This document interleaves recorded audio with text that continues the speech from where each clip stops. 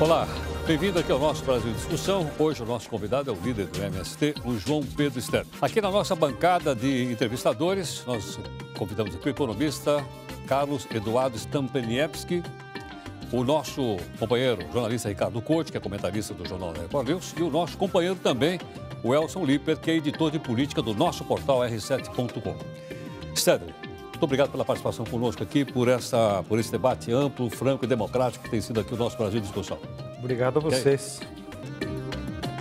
Ele é um crítico da política agrária do governo, seja do PT ou da oposição. Considerado polêmico no embate da distribuição de terras, João Pedro Stedley é líder e um dos fundadores do movimento dos trabalhadores rurais sem terra. Milita na defesa pela reforma agrária desde 1979, no MST e na Via Campesina Brasil. Stedley é economista e de formação marxista. É também um dos maiores ativistas da campanha permanente contra os agrotóxicos. Já assessorou a Comissão Pastoral da Terra, no Rio Grande do Sul, e trabalhou na Secretaria de Agricultura do Estado Gaúcho. Stedley é autor ou coautor de diversos livros sobre a questão agrária, entre eles Brava Gente, a trajetória do MST e a luta pela terra no Brasil.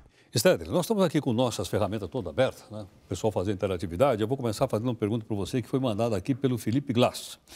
E ele lembra o seguinte: está acontecendo já no Rio de Janeiro, não de maneira formal ainda, a Rio+20, que formalmente deve vir aí com seus chefes de Estado.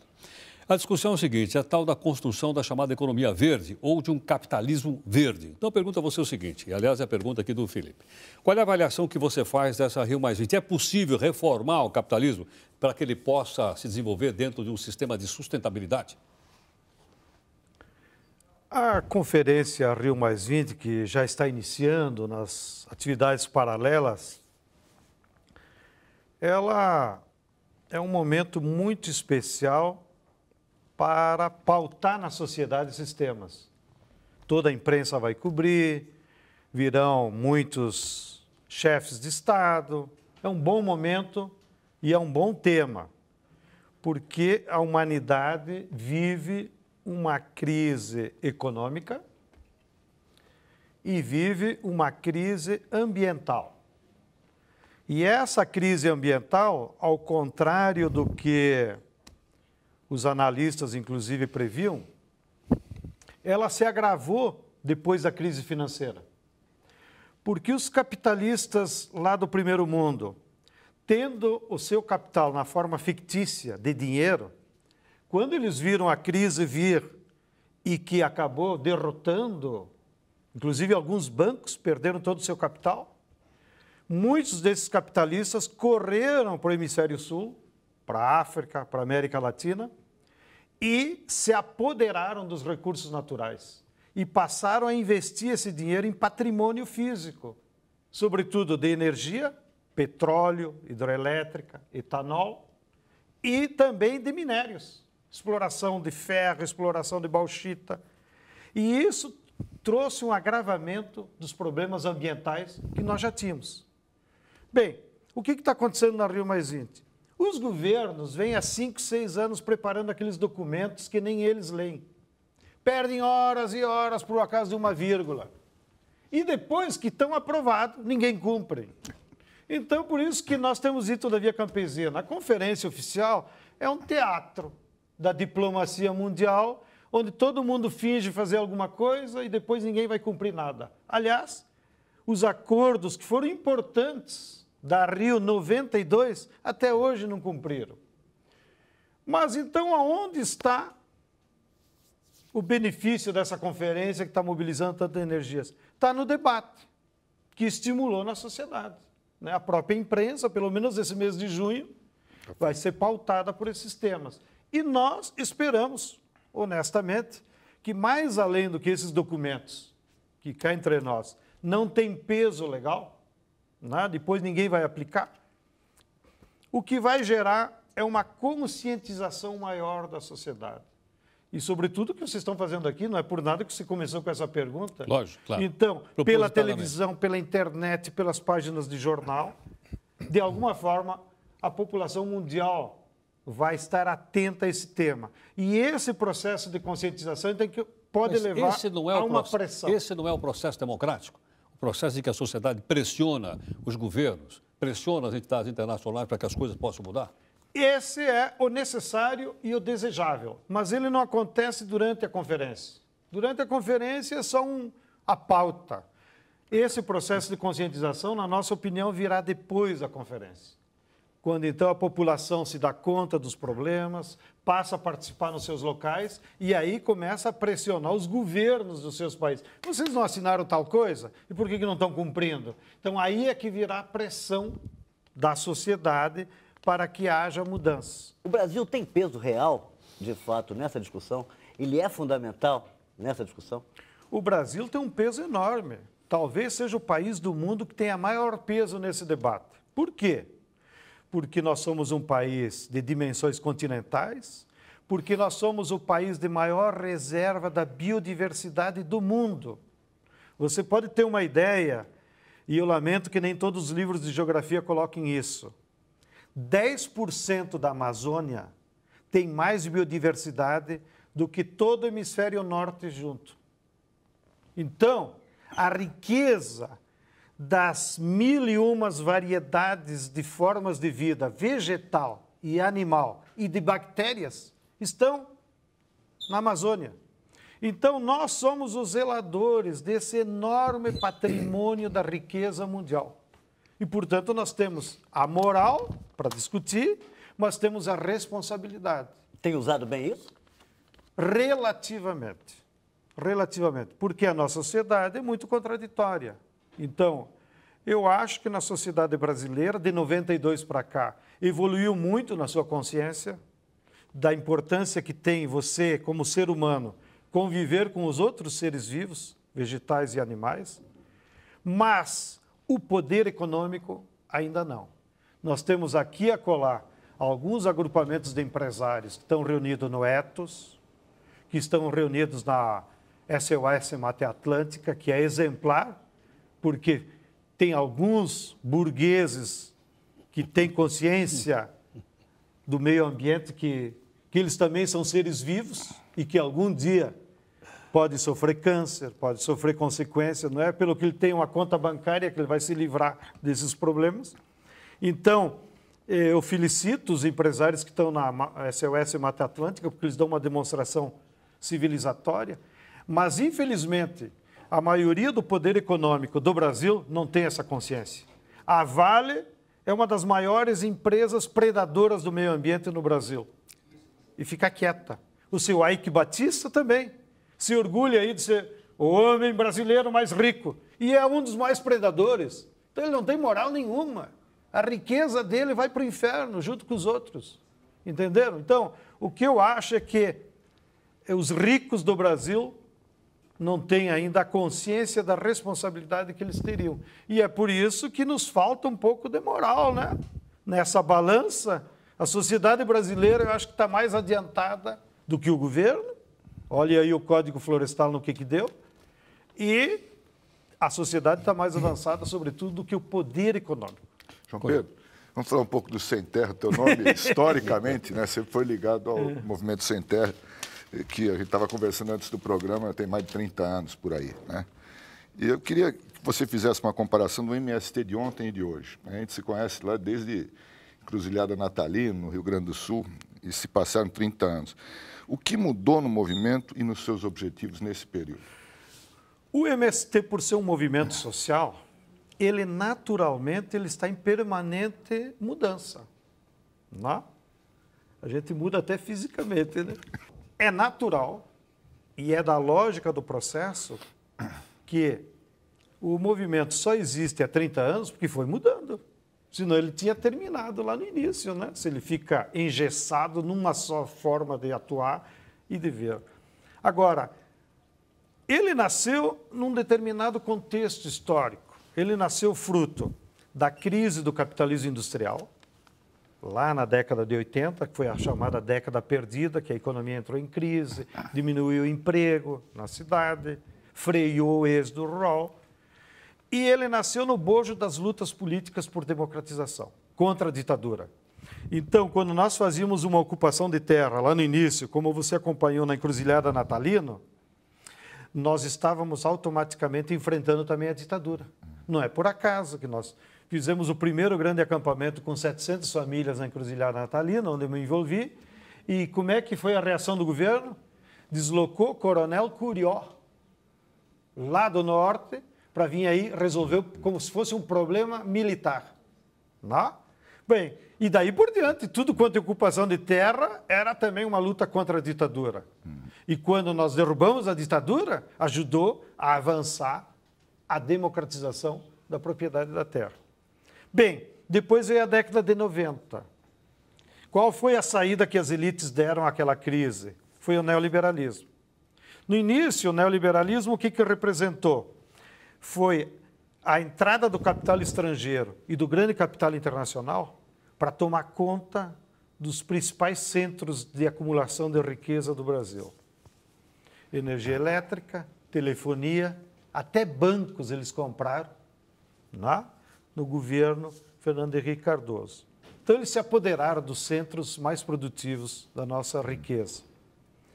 E agora, nos últimos 8 anos para cá, que é uma mera coincidência termos tido um governo mais popular, mas, ao mesmo tempo, foi o período em que o capital internacional foi lá para a agricultura e nos impôs o modelo do agronegócio.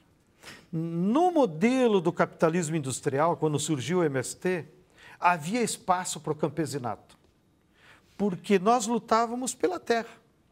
E, portanto, só lutar por terra pode haver um pacto social dos camponeses com a burguesia industrial.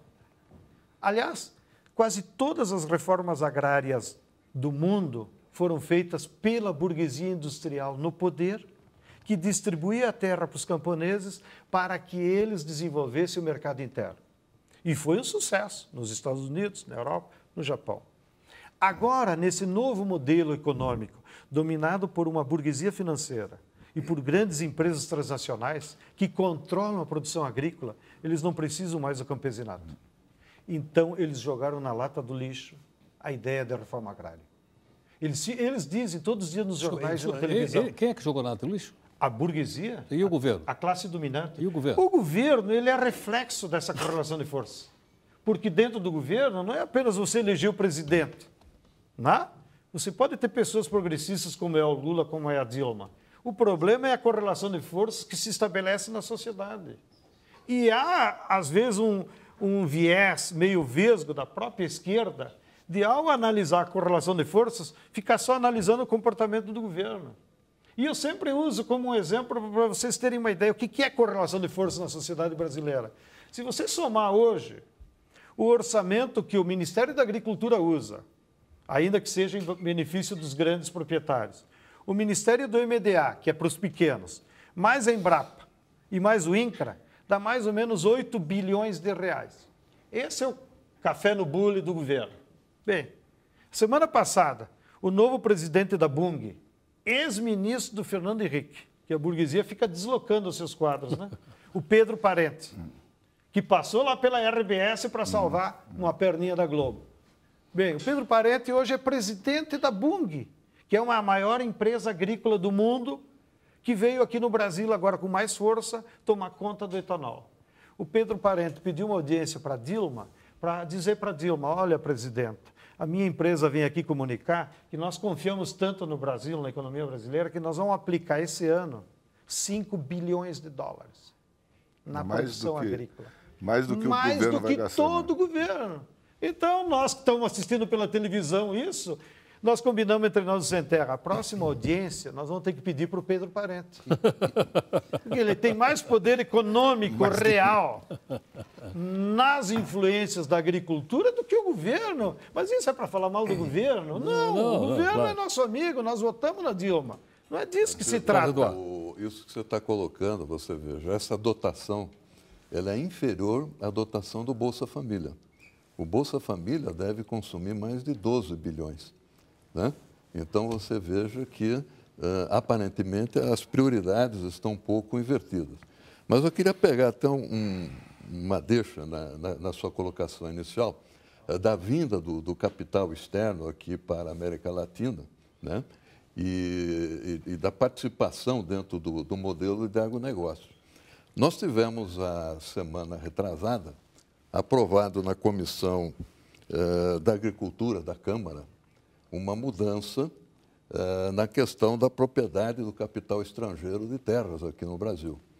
E algumas coisas que estavam assim já aparentemente estabelecidas, né, estão sendo retiradas, como a não necessidade de submeter ao INCRA a compra dessas terras, a possibilidade de empresas estrangeiras com sede no Brasil poderem comprar essas terras sem submeter isso às autoridades. Então, como é que você vê esse movimento que a gente tem a Rio+20, que você falou que não vai dar em nada, mas tem esses movimentos acontecendo dentro da Câmara que vão acabar virando lei e vão acabar mexendo na estrutura do poder fundiário, né, do país?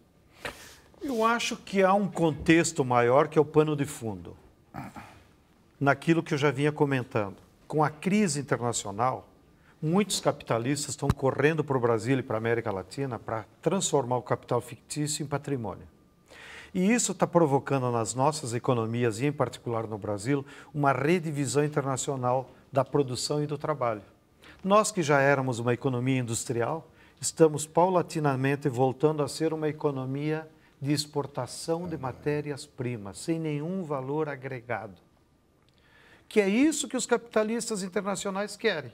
Bom, para eles viabilizarem o projeto que é deles, que não é nosso, eles precisam cooptar setores da nossa burguesia, né, que vão ganhar um pouquinho de dinheiro e aceitam esse projeto tão perverso.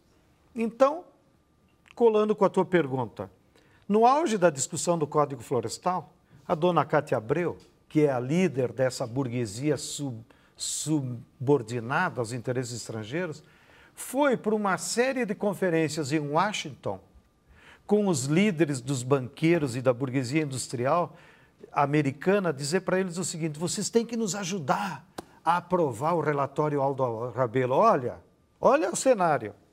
A líder dos ruralistas do Brasil vai a Washington, sua verdadeira capital, pedir apoio político de senadores, empresários e governo americano para aprovar o nosso código na forma que ela queria. E qual era a justificativa dela? Que se aprovadas essas mudanças no código, eles, os proprietários de terra, poderiam colocar a serviço do capital mais 80 milhões de hectares do nosso território. Bem, esse mesmo movimento, outros setores fizeram na mineração. Estão fazendo pressão para abrir a mineração nas áreas indígenas, que seria um crime e uma destruição. Outros setores fizeram pressão contra o governo para parar de legalizar a área de quilombola. Se tem uma dívida histórica que o nosso povo, e ainda mais nós branquelos, temos, é com os povos afrodescendentes, que pagaram 400 anos de escravidão. E os que fugiram e montaram quilombos, agora querem tirar o direito que está legitimado na Constituição. Então, esses movimentos todos, agora uma pequena subcomissão da Comissão de Agricultura da Câmara dos Deputados, demonstra esse servilismo, esse colonialismo de setores das elites brasileiras que deveriam ter vergonha na cara. Que, imagine, querem colocar na lei que um capitalista estrangeiro pode vir aqui e comprar quanta terra quiser. Ora, eu pergunto, se é democracia, por que eles não experimentam fazer a mesma coisa? Ir lá nos Estados Unidos e tentar comprar 10 mil hectares no Texas, para ver se o governo do Texas vai deixar? Então, eu acredito que na Câmara dos Deputados não há suficiente servilismo para aprovar o que os setores ruralistas já passaram na Comissão de Agricultura. E se passar, de novo, nós vamos ter que apelar para o Veta Dilma.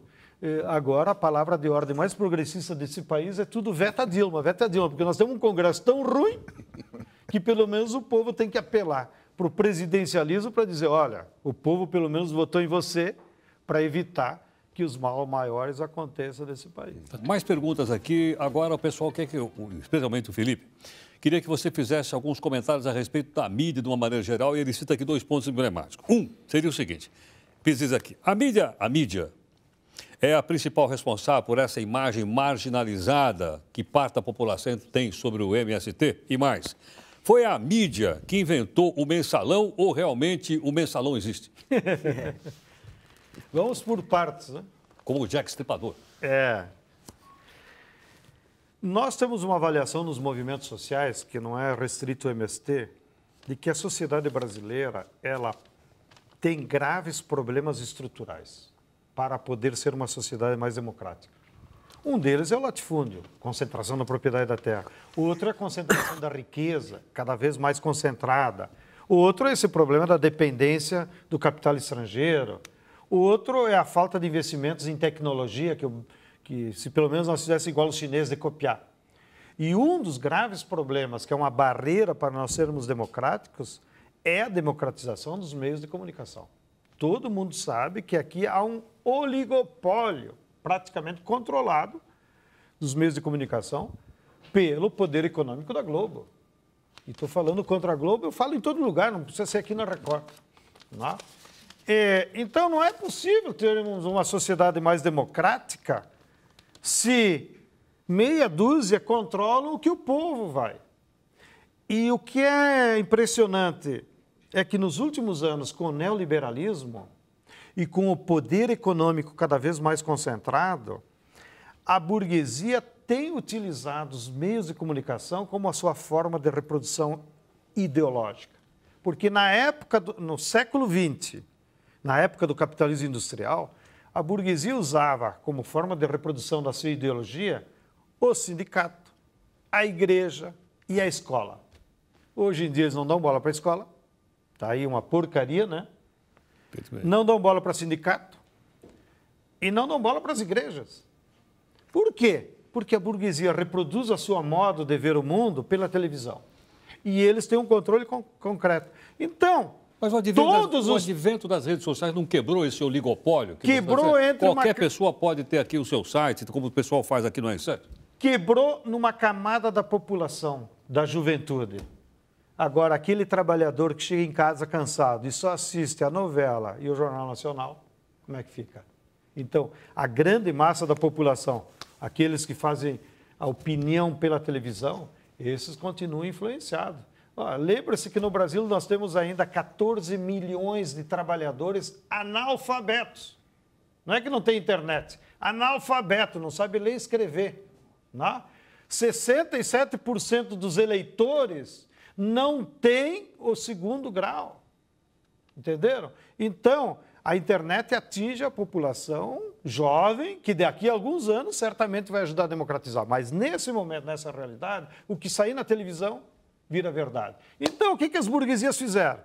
Lá no início, no tempo do Cocho, eles olhavam para nós do MST e diziam assim: isso é uma turma dos pobres da igreja, eles têm direito à terra. E até o dia que tiverem terra, daí eles vão comprar o trator nosso. Não é? Vão comprar a televisão nossa. Então a burguesia industrial olhava nós com compaixão. Depois que eles descobriram que nós somos organizados, que votamos na esquerda e que temos ideologia, aí eles disseram: não, esse pessoal aí é perigoso. O padre não manda mais neles. E aí, de 5, 6 anos para cá, eles começaram a fazer uma campanha sistemática contra nós. Eu queria fazer uma pergunta então, exatamente sobre aquilo que isso, nós chamamos de uma espécie de criminalização da luta social. Não é nada contra o MST. O que a Globo faz é uma criminalização de todos os que fazem a luta social. Brigou, eles criminalizam. Eles chamam de promotor, tem que ver, de onde é que vem o dinheiro para esse pessoal, o que eles estão fazendo, quem que tem por trás. Isso é uma forma de jogar a população que está vendo na televisão contra nós. Eu queria te perguntar sobre isso, Estélio. O Movimento Sem Terra, durante muito tempo, foi considerado o maior e mais respeitado movimento social do país. Tinha o apoio da maioria da população nas pesquisas. Hoje não tem mais. Em que momento e por qual motivo se deu essa guinada na opinião pública? Que momento? O que aconteceu? Eu acho que a guinada não foi nossa. Não, da opinião pública. Sim, na opinião pública, quem guinou foi os meios de comunicação. Em que momento? Em 2 momentos. Primeiro, quando o Lula ganhou as eleições. Quando o Lula botou o boné do MST, foi o sinal para as elites. Se esses 2 loucos se juntam, Isso aqui não vai dar certo para eles. Foi assim que eles pensaram. Por quê? O governo Lula, assumindo o poder, com todo o carisma e com toda a expectativa que tinha, e com um movimento social organizado, é a fórmula que precisa para mudanças estruturais. Todas as mudanças estruturais vieram assim. Governo popular somado com mobilização popular. Bom, então, o que a burguesia pensou na nossa leitura? Nós temos que quebrar isso. Então, coloca o governo contra a parede, e daí vem a história do mensalão, e da crise fictícia que eles criaram em 2005, que quase eles derrubam o governo Lula, e criminaliza, estigmatiza os movimentos sociais. O MST foi pego porque nós éramos ainda os únicos que estávamos lutando, porque o movimento sindical já tinha sido derrotado pelo Fernando Henrique. A última grande greve dos operários foi a greve dos petroleiros em 95. Então, quando o Lula chega ao governo, o movimento sindical já tinha sido derrotado por eles. Mas os movimentos camponeses não. Nós fizemos uma marcha de 97, nós continuamos a mobilização. E no primeiro semestre do governo Lula, nós botamos 250 mil famílias acampadas na beira das estradas, pressionando pela reforma agrária. E isso, então, acendeu a luzinha amarela para eles. E de lá do governo Lula para cá, só pau em nós, só pau. Bem, aí se agravou com a análise, então, mais estrutural, que o poder econômico no Brasil mudou. Né?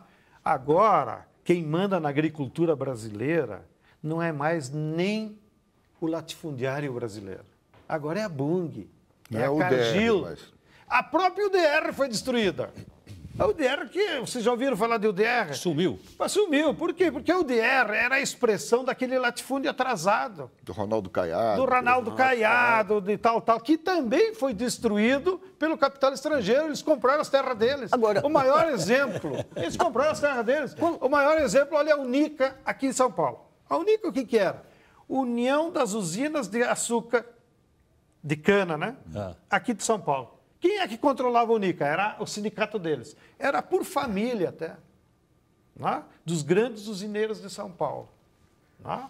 E eles eram os interlocutores, inclusive, com o sindicato dos assalariados rurais quando dava greve. Agora, quem é o presidente da Unica? Pedro Parente, da Bunge. É a Bunge que manda na Unic. Então, é a Bunge que vai lá falar com o governo sobre os interesses sucroalcooleiros. Então, o usineiro atrasado lá do Nordeste também foi derrotado. Não?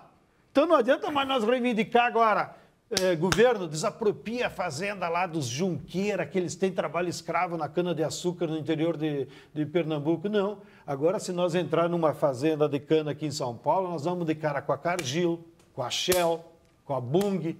Olha, o Dantas, outro exemplo bom para vocês pegarem. O Dantas, em 3 anos, comprou 56 fazendas, 600 mil hectares no sul do Pará. Nós apavorados. O Banco Opportunity criando gado. Nunca ouvi dizer que banco ganha dinheiro criando gado. Não? Aí vamos ver o que era. Por trás do Banco Opportunity, o Dantas administra um fundo do Citibank. É aquele capital financeiro sobrando lá nos Estados Unidos, não sabia como se proteger, correu para o Brasil, contratou Dantas como intermediário, compre terra, e está lá 56 fazendas. Então, quando nós ocupamos uma das fazendas, que foi a Santa Bárbara, acho que é o nome da fazenda, saiu primeiro a notícia no New York Times do que no R7 do Heródoto. Agora, Por quê? Porque atingiu os interesses diretos deles. Então, é essa mudança na correlação de força que houve. Então, qualquer coisinha... Olha aí. Olha o caso da Cutrale, que nós debatemos em outro espaço lá na TV Brasil. Nós fomos ingênuos no caso da Cutrale. Nós achávamos que era a fazenda mais fácil, porque a terra da Cutrale é grilada lá em Iaras. É um litígio antigo. A terra está registrada com... Não é terra pública, é registrada da União. No passado, lá na década de 20, 30, a União comprou aquelas fazendas para fazer um projeto de colonização com os japoneses. Não deu certo, mas as terras estão no nome da União. Depois, no governo do Maluf e dos militares, eles grilaram e distribuíram. Inclusive, as empresas do Maluf já grilaram terra lá. Terra da União.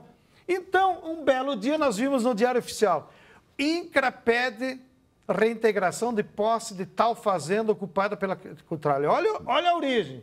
INCRA pede reintegração de posse de uma área da União grilada por uma fazenda.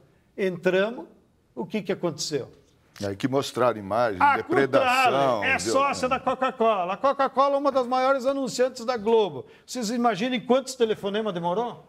Da Cutrale para a Globo e dizer, ó, nós temos que criminalizar esses baderneiros e tal. Claro que nós cometemos um erro e admitimos publicamente, os companheiros não deveriam ter derrubado as laranjas, deveriam ter só plantado feijão no meio. Mas aí o Serra, com o serviço da polícia aqui, com o helicóptero que ninguém sabe quanto custa, armaram um circo que na Globo até o trator passou a andar 100 por hora. Tu viu o trator?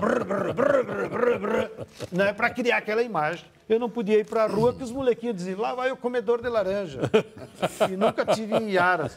Então, isso que é estigmatizar. Então, uma área que até hoje é da União, continua o processo. Hoje o nosso convidado aqui é o líder do MST, o João Pedro Stedler. Está aqui conosco o professor Carlos Eduardo Stampanieski, que é um economista, o jornalista Ricardo Couto, da Record News, e o nosso companheiro Elcio Liper, que é do R7.com. O MST também, desde o início da atividade dele, ele já passou da fase da adolescência. Né? Ele está hoje, você tem aí 4 milhões de assentados, você tem aí mais de 80 milhões de hectares em assentamentos, são cerca de 10% do território nacional, de uma certa maneira está dentro dessa área de atividade. Consta que vocês administram 81 cooperativas de trabalhadores, né? Tem 45 unidades agroindustriais, então, quer dizer, vocês também ganharam substância dentro desses acampamentos e dentro desses assentamentos. Também fazem programas materno-infantis, programas de educação, de alfabetização, etc. Não será que o MST também devia mudar um pouco a linguagem dele de comunicação e mostrar também o resultado econômico que ele obtém para esses assentados? Quer dizer, como é que a renda per capita dessas pessoas evoluiu, né? Quanto que ele está representando em termos de faturamento, de produção, e trazer esses dados econômicos. Porque, ou será que isso soa capitalista demais para um movimento que nasceu e quer ficar só social? Eu te agradeço a pergunta. Social ou socialista? Não há contradição. Não sei, mas é um movimento socialista. Não, é um movimento social. Social. Porque ele reúne a população que vive no meio rural. Agora, nós lutamos por uma reforma agrária popular, não é uma reforma agrária socialista. Sim. A socialista seria com expropriação de terra. Também. Também. Mas não é isso. Mas logo eu chego lá a atender a tua provocação. Não estou provocando. Primeiro, nós nos orgulhamos dos nossos avanços econômicos, políticos e sociais. E isso é parte da nossa mudança. Porque lá na origem do movimento, quando a turma ocupava a terra, e vinha o governo lá e perguntava, o que vocês querem? Queremos terra. E depois a terra, deixa com nós, que nós com boi se viramos. Agora não. Então, ao longo desses 20 anos, nós vamos evoluindo. A reforma agrária que nós queremos, que não é bem ainda socialista, é uma reforma agrária que necessariamente ela tem que democratizar a terra, evidentemente, porque se tu não tiver onde morar e onde trabalhar, como é que vai? Segundo, ela tem que estar voltada para a produção de alimentos. Não é qualquer coisa. Tu não pode pegar terra para plantar eucalipto, para plantar algodão. Não, nós queremos terra para plantar alimentos sadios. Bom, a palavra sadios também é fácil de dizer, aí nós se damos conta. Alimentos sadios sem agrotóxico. Para plantar sem agrotóxico, tu tem que dominar a matriz produtiva da agroecologia. Aí procurava os agrônomos lá do PT. Vem trabalhar com nós no assentamento, tu que é de esquerda. E o cara vai lá e não sabe o que é agroecologia. Porque lá na faculdade, ou ele aprendia só a usar veneno, ou ele, em vez de ir na aula de veneno, ia fazer política. Né? Ia fazer propaganda, daí ele não sabe a agroecologia. Então, nos últimos 4 anos, nós passamos o tempo inteiro fazendo convênios com universidades federais para criar cursos de agronomia com a matriz agroecológica, porque os próprios agrônomos não sabem. Então, nós temos que renovar o conhecimento científico aplicado a uma realidade. Outra mudança que nós temos, que o senhor também tocou no assunto, nós se damos conta do seguinte, não dá para te pensar uma sociedade mais democrática, mais civilizada, com pessoas analfabetas. Né? A ignorância é um atraso. Então, nós tivemos que botar energias do movimento para ter escola, para fazer alfabetização e chegar até a universidade. Hoje, nós temos 3.800 filhos de assentados estudando na universidade, com um programa que nós construímos com o governo que se chama Pronera. Nós temos mais de 200 fazendo mestrado e doutorado. Né?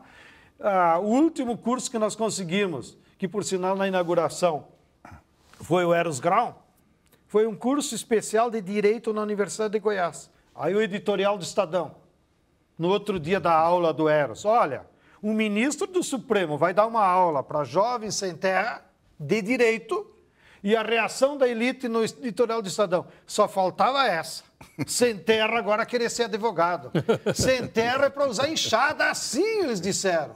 E ainda eles terminavam o artigo dizendo o seguinte, e vocês imaginam se sem terra amanhã depois vão ser promotor? Vão ser juiz? É como quem diz, isso é para nós das elites, vocês é o cabo da enxada. Mas nós já temos 3 cursos de Direito funcionando no Brasil. Um em Goiás Velho, que vão se formar agora em agosto. Agora, Estado, quando você fala cabo de enxada, é uma força de expressão, né? Como é que é? Quando você fala cabo de enxada, é uma força de expressão. É uma força de expressão, claro, ninguém mais quer ninguém trabalhar. usa cabo de enxada. Ninguém quer mais... Não, ninguém quer pegar na enxada. Ninguém quer pegar na enxada e não deve pegar na enxada. Ninguém é bobo de ficar no trabalho. Existem outras formas de fazer capina nos métodos da agroecologia sem tanto esforço físico. Então, tu pode ter pequenos tratores, tu pode ter tração animal e tu faz o mesmo serviço com menos esforço. Então, percebe que nós evoluímos na nossa concepção. Agora, esse conjunto de coisas que nós estamos construindo é o que nós chamamos de reforma agrária popular. E é o que não combina mais com o neoliberalismo. Porque nós dissemos, cada município tem que ter o seu laticínio. Aí quem que nós enfrentamos ao botar o laticínio? A Nestlé, a Parmalat. Entendeu? Que tem as bacias leiteiras. Né? Que tem o controle do preço. Né? Então, eu fui num debate na Band, que são mais ruralistas que não sei quem. E aí o cara me fez a mesma pergunta, mas por que vocês não mostram? Eu disse, eu convido o senhor que é dono da Band, vai lá. Nós temos em Santa Catarina uma das melhores cooperativas de leite. Nós produzimos 1 milhão de litros de leite por dia, em leite longa-vida. Abastecemos aqui o Walmart e o Carrefour. Mas o senhor viu alguma televisão se interessar em fazer uma propaganda? Nem no Globo Rural sai. É porque nós não queremos que apareça? Não, é eles que não querem mostrar que o Sem Terra deu certo. Então, não é problema de marketing. Não é problema de nós não ter a linguagem. É o problema que nós sofremos o boicote. Eles só precisam mostrar Sem Terra com a foice na mão, brigando, ocupando o ministério. Eles nunca mostram as nossas escolas. Eles não vão lá na aula do Eros Grau mostrar que um ministro do Supremo Tribunal Federal tirou um dia do seu tempo e vai lá dar uma aula para 58 jovens estudantes de Direito. Porque isso é um mau exemplo. Eles não mostram o que você citou aí, que as únicas... Nós até mudamos o nome, não chamamos mais de creche. Que creche soa como um depósito, onde as mães deixam as crianças para poder trabalhar. Nós mudamos o nome e adotamos uma terminologia do Paulo Freire, ciranda infantil, onde as crianças ficam brincando, mas de uma forma lúdica, brincando e aprendendo com seus pares. Tá certo. Bom, nós chamamos de ciranda infantil. O único lugar do interior do Brasil que tem ciranda é nos nossos assentamentos. Sério, eu vou fazer um comercial aqui, depois vou mandar a conta para você lá. Ele que está pedindo. Bom, eu tenho aqui, então, um pacote de arroz produzido pelo MST chamado de Copa, ecológico, né? Diz uma coisa, nessa economia que você está dizendo, que é uma economia de escala, né? Uma economia dominada pelos grandes grupos econômicos, não só na agricultura, mas também no transporte, também no varejo. Você tem no Brasil hoje 3 grandes redes de supermercado, não é verdade? Como é que um pequeno produtor rural pode competir se a economia está estruturada dessa forma que você vem contando desde o começo aqui da nossa entrevista? Pode competir só se o Estado tomar uma decisão e disser, eu, em nome da sociedade brasileira, vou proteger o pequeno agricultor. E nós já estamos produzindo 600 mil sacos de arroz agroecológico sem 1 grama de veneno. Mas só foi possível, e não faço isso por puxação de saco, mas como defesa de uma política pública, porque do governo Lula para cá, a Conab passou a garantir mercado para o pequeno agricultor. Então, durante 6 anos, nós começamos a vender esse arroz ecológico para a Conab. E a Conab botava na merenda escolar, botava na cesta básica, botava no hospital, botava no quartel.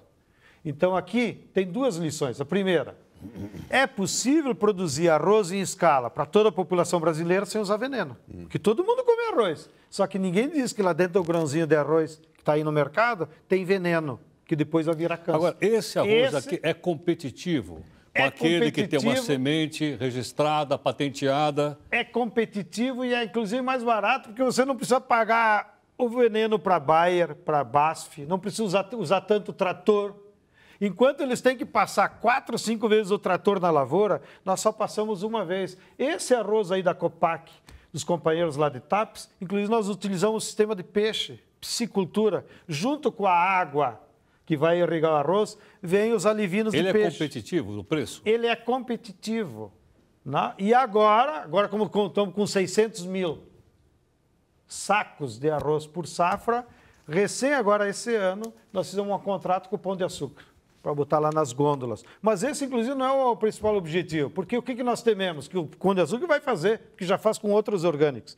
O Pão de Açúcar sabe, e olha que do ponto de vista de marketing, vocês vão depois dizer, você está entregando ouro. O Pão de Açúcar sabe que tem uma classe média que está disposta a pagar mais pelo orgânico. É porque o orgânico custa mais caro? Não. É porque a rede oligopólica sacou que ela pode ter um lucro extraordinário, que mesmo assim a classe média... Mas no mundo inteiro o orgânico não é mais caro do que o outro? É mais caro pelo controle oligopólico. E não por causa do custo não de por produção. causa do custo. Não por causa do custo. João Então, como eles sabem que é um nicho de mercado para a classe média, eles aumentam. Vou te dar um exemplo de um sítio de um amigo meu, sítio Catavento, aqui perto de Viracopos.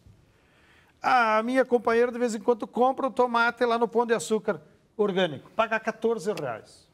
Um belo dia desse, eu fui lá visitar, e conversando, ele tem 5 hectares de tomate. É uma enorme produção, tudo orgânico, não vai uma gota. Eu disse para ele, quanto é que tu vende esse tomate aí? E fiquei o dia inteiro lá com ele. Ele disse, olha, o tomate aqui para mim, produzir orgânico, ele me custa R$3. Tá? E eu vendo para o Pão de Açúcar a 5. E lá na gôndola aparece a 14. Entendeu? Então, se tivesse um esquema de governo de comprar tomate, ele poderia comprar 3 Mas esses esquemas já não deram errado no passado? Pois é, quando o governo comprava essa produção? Mas quando que deu errado? Isso? Quando que deu errado? Quando roubam.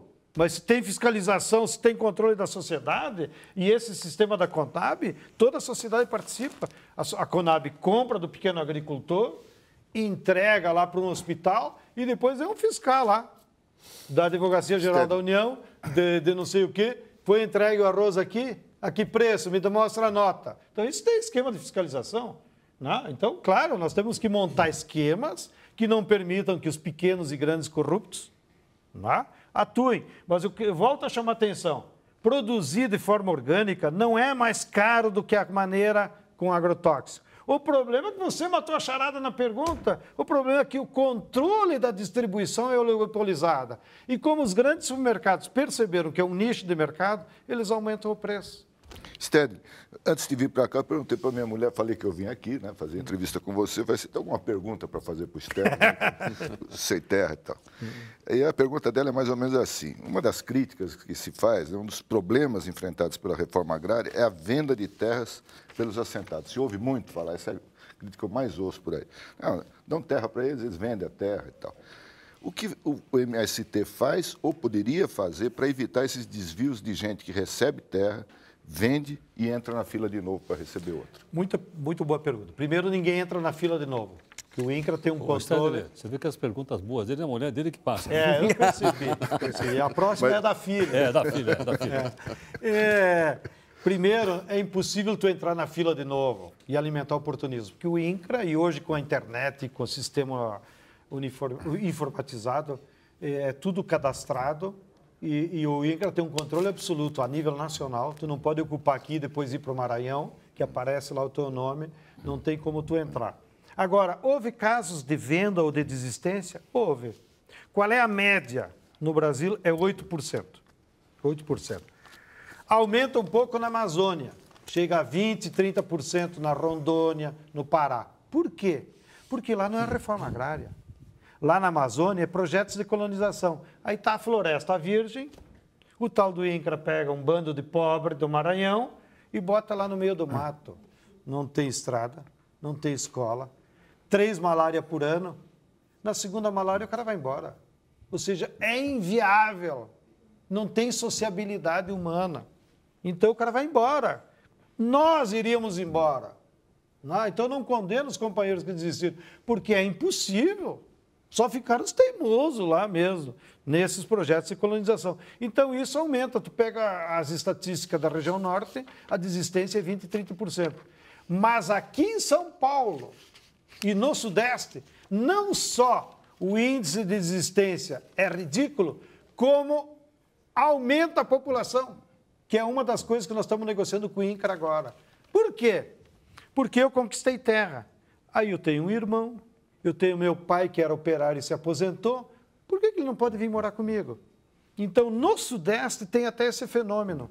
Muitos familiares voltam da cidade morar com o cara. Só tem uma família que é o beneficiário do lote, mas ele trouxe 2, 3 parentes que moram lá junto. Então, tem uma população maior. Então, o que nós estamos discutindo com o INCRA? Vamos separar o que é a área agrícola, divide os lotes lá para a produção agrícola e mantém uma agrovila, vamos chamar de comunidade rural, aonde você pode trazer naquele lote outros parentes. Isso já existe? Já tem? Isso já existe pela força do povo. Agora, o que nós precisamos, né, é legalizar. Né? Porque o cara está lá, como o próprio povo fala, de agregado. Né? O meu pai mora aqui na minha casinha, mas ele não tem direito ao lote. É um irmão dele, daí o cara vai ter filhos, pode ter problema no futuro daquele lote. Sucessão, né? Da sucessão. Então, o que nós estamos tentando é que, tá bem, esses que não querem trabalhar na agricultura, mas precisam de um lugar para morar, vamos criar um terreno na agrovila, onde ele tem os seus direitos. Né? Então, é esse. É um núcleo urbano e que, daí, então, tu vai criando uma comunidade rural, vai desenvolvendo outras profissões. Por exemplo, a professora. Nós queremos que a professora more no assentamento. Aí ela diz, eu sou casada, eu tenho um marido, meu marido é motorista não sei onde, eu só posso vir morar aqui se eu tiver onde botar uma casa. Aí o INCRA diz, não, não pode, porque professora não entra aqui nos critérios. Então, pelo amor de Deus, acha um cantinho. Então, o que acontece na prática agora? As professoras que querem morar no assentamento, o líder lá diz, não, bota a tua casa aqui no meu lote que eu garanto. Mas ela não tem o direito, né? Porque o lote está no nome do cara. Só para completar, Estélio, agora é uma dúvida minha, sim, que eu tenho, prometo que é a última. Na maioria dos países, há tempos que eu estou para te perguntar isso, a reforma agrária é coisa do passado, um processo concluído há muito tempo. E no Brasil, há alguma chance de um dia essa reforma terminar? Eu esqueci um pontinho importante da outra pergunta. A FAO, a nível mundial, de todos os processos de reforma agrária, e inclusive de reassentamento humano, como acontece lá com os judeus que voltam a Israel, eles consideram que até 20% é natural, é da vida humana, que acontece inclusive em condomínios de luxo na cidade. Constrói o prédio, apartamento de 1 milhão. Os que compram não vão ser os mesmos que vão morar. Sempre tem desistência. Ah, o sol não bateu bem, o vizinho tem cachorro e eu não gosto, entendeu? 20% de desistência. Então, por que o sem terra tem que ser 100% e não pode também manter a média da humanidade? Então, até 20% é natural. Agora, volta à tua pergunta. É verdade que o Brasil não fez a reforma agrária no seu tempo. Nós perdemos a oportunidade quando saímos da escravidão. Olha, os Estados Unidos fez a reforma agrária quando saiu da escravidão. Eles tinham o mesmo nível de PIB do que nós. Eles fizeram a reforma agrária e em 30 anos venderam 2 milhões de tratores. E deu o boom do modelo industrial deles. Mas em outras circunstâncias No Brasil, nós levamos 100 anos e hoje, depois de 100 anos de economia industrial, nós temos na agricultura brasileira 820 mil tratores. Essa é a diferença. Bom, agora, isso não significa que, então, a luta pela reforma agrária de hoje é por uma reforma igual do passado, que é o que nós estávamos comentando. Não é mais uma reforma agrária só dividir a terra e te vira. Agora, tem que ser uma reforma agrária que divide a terra, que bota escola, que tenha uma pequena agroindústria de leite para competir com... Né? E que o MST também tem uma estrutura administrativa, operacional mais sofisticada? sem dúvida nenhuma. Para suportar todo esse... Mas aí nós apelamos, como diz aquele programa, para os universitários. Claro, aí é a grande parceria com as universidades. Eu vou te dar um exemplo, e você vai acabar no MST, pelo que eu estou vendo as tuas perguntas. Porque é todas bem no sentido, né? Olha, no Paraná, o ano passado, nós fizemos um convênio que envolveu a Universidade Federal Fronteira Sul com a cooperativa Mondragon do País Basco. A cooperativa Mondragon é a maior empresa cooperativa do mundo. Tem 700 mil associados, tem fábrica de automóvel. E eles dominam a técnica de administração. Então, o que nós fizemos? Montamos um curso de administração de cooperativas. Quem foi que montou o currículo? A Mondragon. Então, ela trouxe toda a experiência que ela tinha acumulada para passar para nós. Mas sem terra, como sem terra não pode aprender? Então, os filhos dos assentados, que já tinham segundo grau, alguns já estavam na universidade, foram fazer esse curso, para daí saber administrar essas cooperativas e assim por diante. Agora, nossa é uma experiência. Nós deveríamos ter esses cursos de administração em todos os estados. Agora, eu tive agora há pouco tempo em Luiz Eduardo Magalhães, terra da Bong. Terra da Bong e dos americanos. Exatamente. Fica e do agrotóxico. No extremo oeste da Bahia. E da grilagem de terra. Exatamente. E lá estavam comemorando, há pouco tempo, mas agora, poucos meses, a liberação de mais 800 milhões, eu acho que eu não estou enganado, 800 milhões de hectares que vão ser desmatados para a agricultura. 800 mil hectares que vão ser... Estava aquela festa lá. Inclusive, se eu não me engano, parte lá era ex-APA, Área de Proteção Permanente, né? Ambiental Permanente. APP. Até que ponto o Brasil vai suportar o interesse da sobrevivência do país ecologicamente, isso com vistas a Rio+20, ao interesse de ser o celeiro do mundo? Eu acho que a ganância dos ruralistas e desses capitalistas que vêm de fora é incontrolável. Porque eles sempre querem lucrar mais, não importa os prejuízos que ficam para nós. Mas a natureza está sendo nossa aliada. Eu acho que a natureza está demonstrando todos os dias para a sociedade brasileira que esse modelo é perverso e que não vai dar certo. Como é que nós estamos vendo? Olha o período que nós estamos vivendo. Enchente na Amazônia. Você já viu o ribeirinho amazônica ter que correr de água? Nunca tinha acontecido isso. Seca no Nordeste que atingiu de uma maneira assoladora. Eu tive essa semana lá em Pernambuco, eu voltei apavorado. Não? E lá no meu estado, no Rio Grande do Sul, nós nunca tivemos seca no inverno. Nosso problema do inverno é a umidade, que ninguém aguenta debaixo das colchão, tem que fazer fogo até de nó de pinho. Pois nós temos seca no inverno. E a população começa a se dar conta. Essas reações da natureza é pela forma predadora e agressora desse modelo de agricultura, que não tem limites. Lá mesmo em Luiz Eduardo Magalhães já tem problema no lençol freático contaminado pelo herbicida que eles usam na soja. E as pessoas tomam a água, ficam doentes e não é com eles. Aí é problema do povo que não sabe ferver a água. Aí vai para o aquífero Guarani.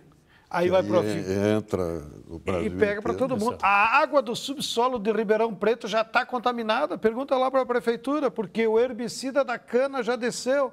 E toda a água potável da cidade de Ribeirão Preto é por sistema de artesiano do aquífero Guarani e já está contaminado. Não, uma boca de vulcão. Né? Um amigo nosso, me deixa só denunciar essa. Pode concluir. Um amigo nosso que é cientista lá na Universidade do Mato Grosso pesquisou 10 anos para não correr o risco de ir para a cadeia e encontrou agrotóxico no leite materno. As mães da região de Lucas do Rio Verde amamentam os filhos e já no leite vai o agrotóxico que elas acumularam em função do quê? Do monocultivo do soja. Mas o Blairomage não tem culpa, né? Ele só tem 240 mil hectares de soja. Ele agora virou ambientalista. Mas o veneno que ele bota na soja... Não? Stedley, nosso tempo está esgotado. Nós queríamos ali agradecer a sua participação. Né? Acho que foi Um debate assim, bem aberto, franco, todo mundo perguntou aqui o que queria, você algumas provocações, outras eu vou deixar para outra oportunidade. Tá bem. Até te perguntar se você virou um social-democrata, mas não vou perguntar. Porque nós temos Cada coisa no seu tempo. Agora é hora de derrotar o império. Obrigado, Stedley. Muito obrigado, então, Carlos Alberto. Obrigado também, Coach. Muito obrigado. Obrigado. Ok, nós ficamos aqui, então, com a sua participação aqui do nosso R7.com, aqui na Record News, do nosso Brasil em Discussão, e nós estamos tentando procurar o máximo de pluralidade possível para provocar você a desenvolver o seu espírito crítico. É a nossa missão aqui. Muito obrigado e até a próxima.